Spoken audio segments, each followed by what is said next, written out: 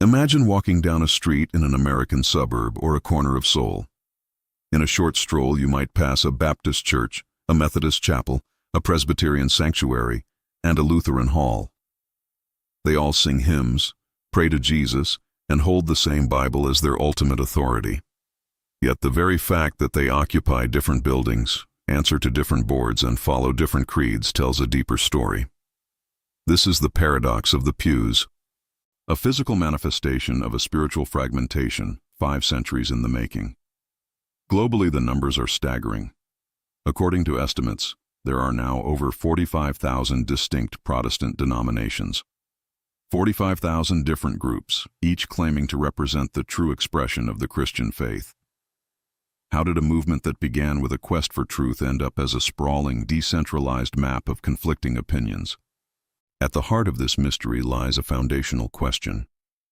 Why does a movement based on one book, the Bible, result in such radical disagreement? If the source material is the same, why are the conclusions so different? To understand this, we must look back at the moment the foundation cracked. For over a millennium, the Western world had a central interpreting authority, the papacy. The Pope and the institutional church acted as the final arbiter of truth, the gatekeeper of what the Bible meant. But in the 16th century, everything changed. Martin Luther, a German monk fueled by a desire for spiritual certainty, challenged this structure by proposing a revolutionary idea, sola scriptura, or Scripture alone. Luther argued that the Bible, not the ancient traditions of men or the decrees of a pope, was the only infallible rule of faith. He believed in the perspicuity of Scripture, thinking the truth would be plain to any sincere seeker. However, the immediate historical evidence instantly contradicted this optimism. The moment the centralized authority of the papacy was removed, a massive power vacuum was created. Without a single judge to settle disputes, the interpretation of the Bible was left to the individual.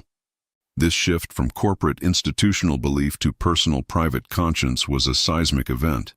It empowered the common person, giving them a direct connection to the divine, but it also sowed the seeds of infinite division. Critics often refer to this as the emergence of the paper pope. The argument is that Protestants didn't eliminate the concept of a pope. They simply transferred that infallible authority from a man in Rome to the individual believer. When every person becomes their own final authority on what a text means, unity becomes an elusive goal. If two people read the same verse about baptism and come to opposite conclusions, who is there to tell them who is right? Without a central court of appeals, the only solution was often to start a new church down the street. This tension between the individual and the institution changed the fabric of Western history, often prioritizing personal conviction over social conformity. We still feel this struggle today. Think about your own life. Have you ever argued with a family member over the meaning of a book or movie? You both saw the same scenes, yet your perspectives were colored by your own biases. Now scale that up to the level of eternal salvation.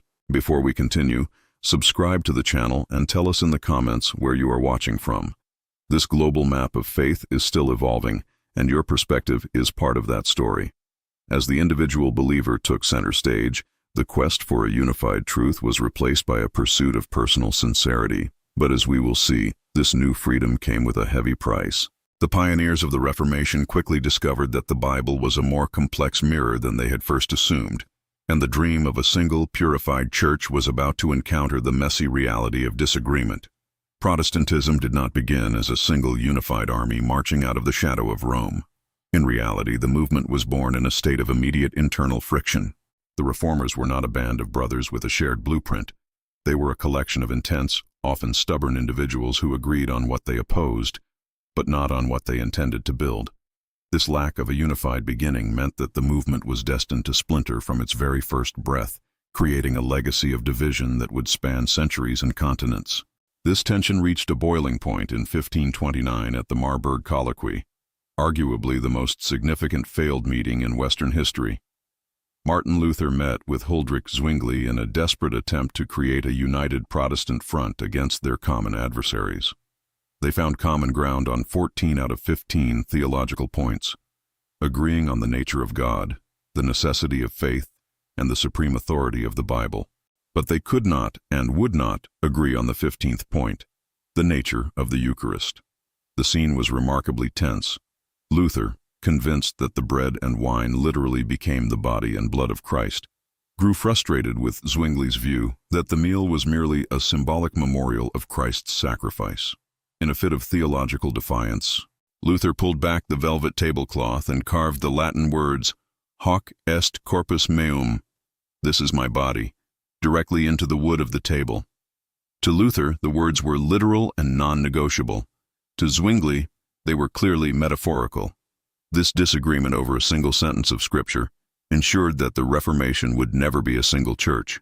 It was the exact moment the dream of a unified Protestantism died. From this initial crack, three main branches of the magisterial Reformation emerged: the Lutherans in Germany, the Reformed or Calvinists in Switzerland, and the Anglicans in England. These groups are called magisterial because they maintained a traditional partnership between the church and the state. However, a fourth group soon appeared that found even these reformers too conservative.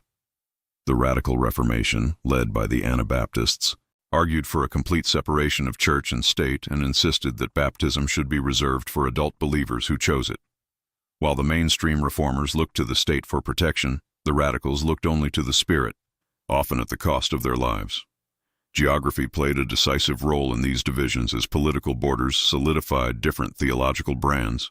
A prince in northern Germany might support Lutheranism to gain independence from the Holy Roman Emperor, while a city council in Geneva would embrace the disciplined, legalistic structure of John Calvin. The Reformation was as much about local revolutions as it was about spiritual awakening. Each region developed its own unique confession and liturgy, turning the map of Europe into a patchwork of competing religious identities where your salvation was often tied to which side of a river or border you lived on. Fueling this fire was the printing press, the social media of the 16th century. Before the press, the church could contain heresy by burning a few manuscripts. But now, Bibles in local languages flooded the streets faster than any authority could suppress them. This technological catalyst allowed unauthorized interpretations to spread like wildfire. A peasant in a remote village could now read the Bible for themselves and come to a conclusion that neither the Pope nor Martin Luther had ever intended. The genie of private interpretation was out of the bottle, and it was never going back in. England followed its own peculiar path. King Henry VIII created a middle way, known as the Via Media, attempting to bridge the gap between Catholic tradition and Protestant doctrine. This compromise, however, only created more friction. It led to the rise of the Puritans, who wanted to purify the church of its remaining Catholic elements, and eventually the Methodists, who sought a more personal approach to faith. England proved that even when a state tried to force a middle ground, the human conscience would eventually demand its own distinct path. These were not just polite debates. The early Protestants didn't just argue with Catholics. They often persecuted and executed one another. Anabaptists were drowned by fellow Protestants as a cruel mockery of their belief in adult baptism. Dogma was a matter of life and death. This history of internal violence proved that the movement was being forged in the fires of mutual exclusion, showing that the price of religious freedom was a deep, lasting division that continues to define the landscape of faith today. The shift across the Atlantic transformed these European tensions into a full-scale religious explosion. In the vastness of the American frontier, a religious free market was born. Unlike the Old World, where state churches still held some measure of control, the American experiment removed the safety rails. For the first time, the individual believer was spiritually and legally free to build sanctuaries for their own interpretations without fear of the magistrate. This lack of an established church acted like an accelerant on a smoldering fire. Disagreement with a pastor no longer meant fleeing to another country. It simply meant starting a new congregation a mile down the road. This legal freedom coincided with the Great Awakenings, a series of revivals that fundamentally shifted the Protestant focus. Priority shifted from the complex, intellectual creeds of the old European institutions toward an emotional, experiential faith. It was no longer about whether you could recite the Westminster Confession. It was about whether you had felt the inner light or had a personal born-again experience. This prioritization of the heart over the head made the denomination itself feel like a secondary concern. If the Spirit was moving in a tent revival, it didn't matter what the sign on the door said. Yet, ironically, this focus on personal experience led to even more divisions, as every unique spiritual encounter could potentially birth a new movement. As the movement marched into the 20th century, a final fracture emerged, slicing through every existing denomination. This was the war between modernists and fundamentalists. Modernists sought to reconcile faith with new science and historical criticism, viewing the Bible through a metaphorical lens. Fundamentalists doubled down on scriptural inerrancy, defending the fundamentals against what they saw as the rot of secularism. This wasn't just a disagreement between different churches, it was a civil war within them. Presbyterians, Baptists, and Methodists all split in half, creating liberal and conservative versions of the same traditions. The individual believer was now forced to choose not just a brand of Christianity, but a philosophical worldview. Following these battles, we have seen the rise of the non-denominational movement. Seeking to escape the baggage of historical labels and the bitterness of old fights, millions of seekers have flocked to independent megachurches. These institutions often claim to have no creed but the Bible and no name but Christian. Yet, in a fascinating historical irony, this movement has essentially become a massive denomination of its own, with its own specific culture, music, and leadership styles. Seeking to eliminate old labels, they inadvertently created a new, diverse label for the present. When we look at this 500-year journey, we must ask, is this fragmentation a sign of failure or the ultimate expression of the Reformation's promise? Many critics argue that the sheer number of divisions proves that the individual believer, acting as their own paper pope, is incapable of finding objective truth. They see 45,000 denominations as a scandal, a cost of division that weakens the Christian witness. However, others argue that this diversity is actually a feature, not a bug.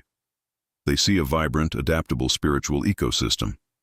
In this view, the ability for a church to split, reform, and reinvent itself is exactly what has kept the movement alive and relevant across thousands of different cultures and languages. Today, the ecumenical movement seeks to find common ground, trying to stitch back together the pieces of a garment torn centuries ago. These modern attempts at unity often emphasize shared social goals, while agreeing to disagree on the finer points of ritual.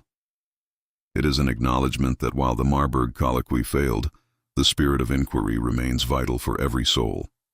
Ultimately, the story of Protestantism is the story of the human struggle between community and the demands of the individual conscience. It forces us to ask, does true unity require total uniformity? Or can a house with many rooms still be called a single home? As we look at the churches lining our streets today, we aren't just seeing buildings. We are seeing the visible scars and beautiful trophies of a 5-century quest for truth. Whether this diversity is a tragic weakness or a profound strength is a question each believer must answer.